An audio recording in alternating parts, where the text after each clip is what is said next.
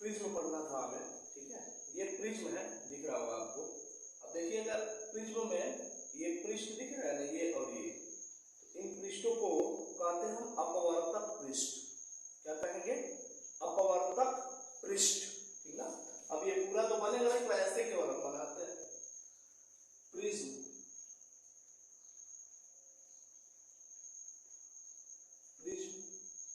और इस प्रिज्म में ये वाला पोर्शन जो फ्रंट से दिख रहा है ना, ऐसे इसको केवल बना देना है, ऐसे हो गया। तो यही प्रिज्म है। और देखिएगा इस प्रिज्म में ये पृष्ठ दिख रहा होगा, ये पृष्ठ आपको दिख रहा होगा, ये कैसे है? समतल है, ठीक है। और इससे आर पार भी दिख रहा है ना, तो पारदर्शी माध्यम है। प्रिज्म क्या है? पारदर्शी माध्यम है, जिसमें देखिएगा ये पृष्ठ और ये पृष्ठ दिख रहा है, तो ये किसी कोण पर झुके हुए हैं, तो किसी कोण पर झुके हुए समतल पृष्ठों से घिरा होता है। प्रिज्म क्या है? तो प्रिज्म एक समान पारदर्शी माध्यम है, जिसमें किसी भी कोण पर ये जो दो समतल पृष्ठ है, देखिए, है ना, उसी से घिरा होता है। तो जो समतल पृष्ठ है, ऐसे इन समतल पृष्ठों को क्या कहते हैं? अपवर्तक पृष्ठ। हो गया। समतल पृष्ठ का क्या नाम है? अपवर्तक पृष्ठ, ठीक है। जो ये कोण है, हमने कहा ना कि ये समतल जो पृष्ठ है वो किसी कोण पर झुका हुआ है, इस कोण का क्या नाम है? अपवर्तक कोण। इसको ए से रिप्रेजेंट भी किया जाता है, अपवर्तक कोण। इस कोण का नाम है अपवर्तक कोण। कहीं इसी को प्रिज्म कोण भी दे देता है, ठीक। तो जानते रहिएगा इस कोण को क्या कहेंगे? अपवर्तक कोण, ए से रिप्रेजेंट करेंगे, ठीक। और इस पृष्ठ को क्या कहेंगे? अपवर्तक पृष्ठ। हो जाएगा इतना। अब समझिए, ये भी जब पारदर्शी माध्यम है, तो प्रकाश की किरण जब जाएगा तो ये हवा से, फिर ग्लास में, फिर हवा में, तो माध्यम बदलेगा तो रास्ता बदलेगा। इसका मतलब इसमें भी अपवर्तन का गुण होगा, है ना। उसी को आइए पढ़ते हैं हम। और जब ये किरणों को मोड़ेगा तो अपवर्तन हो रहा है, और अपवर्तन होगा तो उसका अंक भी होगा, यानी इसका अपवर्तनांक भी होगा, है ना। तो हम इसका अपवर्तनांक निकालना सीखेंगे, ठीक। आइए पढ़ते हैं इसको, प्रिज्म को। तो हमें पढ़ना है प्रिज्म, ठीक। प्रिज्म क्या है? प्रिज्म एक समान पारदर्शी माध्यम है, ठीक, जिसमें किसी भी कोण पर ये दो समतल पृष्ठ से घिरा हुआ है, दिख रहा है। इस समतल पृष्ठ को क्या कहेंगे? अपवर्तक पृष्ठ। और इस कोण को क्या कहेंगे? अपवर्तक कोण। कर देंगे। अब यहां से किरण जाएगा जब, तो हवा से फिर किसमें घुसेगा? इस कांच में, और फिर कांच से बाहर निकलेगा किसमें? हवा में। तो माध्यम बदल रहा है तो रास्ते बदलेंगे। रास्ता बदलना मतलब अपवर्तन हो रहा है, और जब अपवर्तन हो रहा है तो इसका अपवर्तनांक भी होगा, और वही हम निकालेंगे, ठीक। देखिएगा,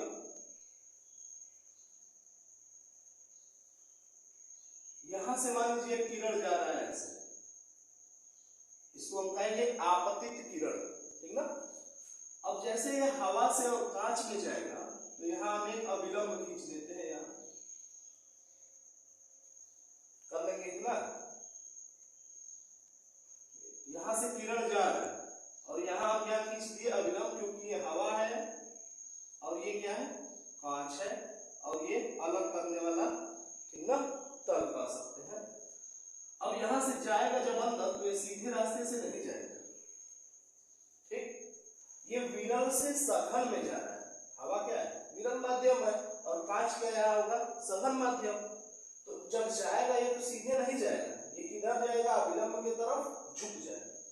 देखिएगा, ये सीधे ना जाकर के अविलंब की तरफ झुक जाएगा। ये है अविलंब, ये अविलंब की तरफ झुक गया है। फिर जैसे झुकेगा, फिर इसमें तो सीधे रास्ता से जाएगा, ठीक ना। केवल माध्यम जहां बदल रहा है वही मुड़ता है, फिर उसके बाद उसका रास्ता स्ट्रेट हो जाता है, सीधा हो जाता है। तो जब विरल से सघन में गया, तो अविलंब की तरफ झुक गया। अब देखिए, कांच से अब किस में जाएगा? हवा में। ग्लास से अब एयर में जाएगा, है ना। अब यहाँ देखिए, यहाँ तक तो हो गया ग्लास, अब एयर में घुस रहा है तो एयर में सीधा जाएगा नहीं, तो यहाँ अविलंब खींचते हैं हम, ठीक है। अविलंब मतलब ये 90 डिग्री है, ये ध्यान रखेंगे, ठीक। अब यहाँ से आप खुद सोचिए, ऐसे नहीं जाएंगे सीधे, ये क्या होगा, अविलंब से दूर हटेगा, नॉर्मल से दूर हटेगा। क्यों? क्योंकि सघन से कहा जा रहा है विरल में, कांच यहाँ सघन हो गया और हवा क्या है, विरल। तो जब सघन से विरल में जाएगा तो अविलंब से दूर हटेगा, तो ये इधर से कहीं चला गया। कर लेंगे इतना। देखिए पहले गया है ऐसे आपतित किरण, ठीक, ये तो हवा था, एकदम चौड़िया चल रहा था, लेकिन आ गया यहाँ कांच, ठीक। तो अब रास्ता बदलेगा इसका, कैसे बदलेगा, तो खींचे अविलंब, और यहाँ से ये किरण जो होगा विलंब की तरफ झुक जाएगा, क्योंकि ये विरल है सब। फिर सघन से जब विरल में जाएगा तो फिर तो ऐसे गया और यहाँ में खींच दिया विलंब, अविलंब से दूर हट जाएगा।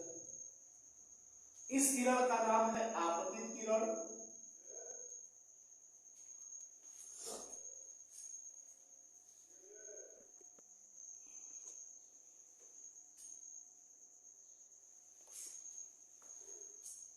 ये जो किरण जा रही है इसका नाम क्या है, आपतित किरण, ठीक।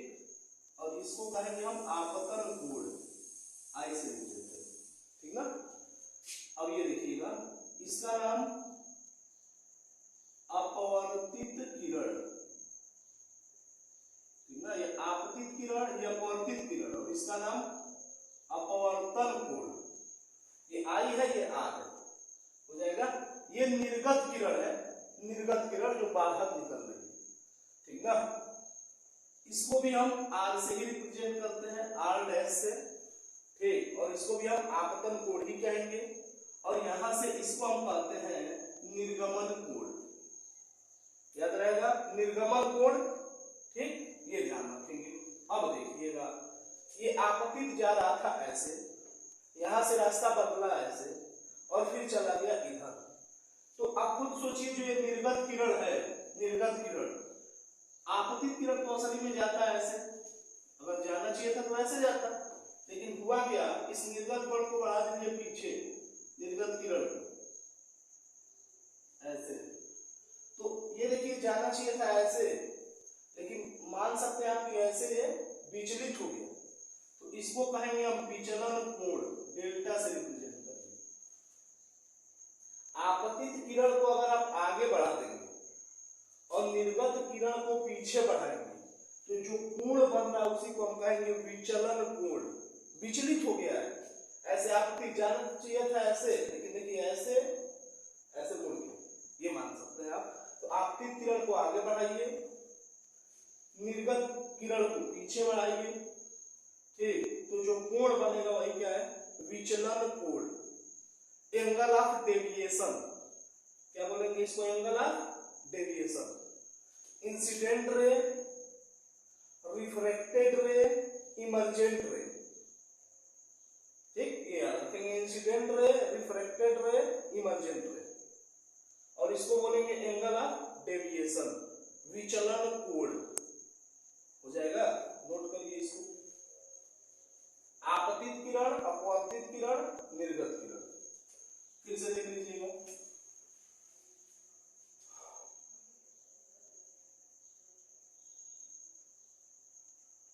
जैसे यहां से किरण जाए आपतित किरण, तो यहां खींचेंगे अविलंब। अब ये जब विरल से सघन में जाएगा तो अविलंब की तरफ झुक जाएगा, फिर यहां खींच लेंगे अविलंब, फिर ये जाएगा सघन से विरल में तो अविलंब से दूर जाएगा, तो ये इधर चला गया, ठीक। इस किरण का नाम आपतित किरण, अपवर्तित किरण, निर्गत किरण। आपतित को आगे बढ़ाया जाए, निर्गत को पीछे, तो जो कोण मिलेगा उसको कहेंगे विचलन कोण, एंगल ऑफ डेविएशन, ठीक। इसको A B C D E F लिख लेते हैं ऐसे, ठीक। ये मान लीजिए, ये आई, ये आर, आपतन कोण, अपवर्तन कोण, आर डैश, और ये जो है आई डैश लिख देते हैं, हो जाएगा। अब यहां से देखिएगा, जो ए है और ई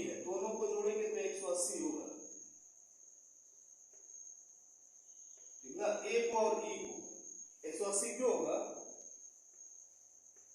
ये तो नॉर्मल खींचे है अभिलंब, तो ये 90 है, ये 90, तो जब ये 180 हो गया तो इन दोनों को जोड़ेंगे तो क्या होगा 180 होगा। और ये R डैश और E